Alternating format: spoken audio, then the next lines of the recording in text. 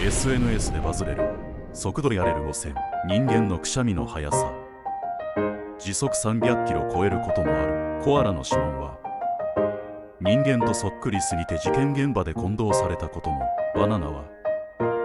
放射性物質をほんの少しだけ含んでる地球上で一番多い生き物は実はあり、日本一短い川は富山のぶつぶつ川、全長13.5メートル。速度やって SNS でシェアして面白かったらいいね&フォローしてね。他に知ってるとやれるネタコメントで教えて。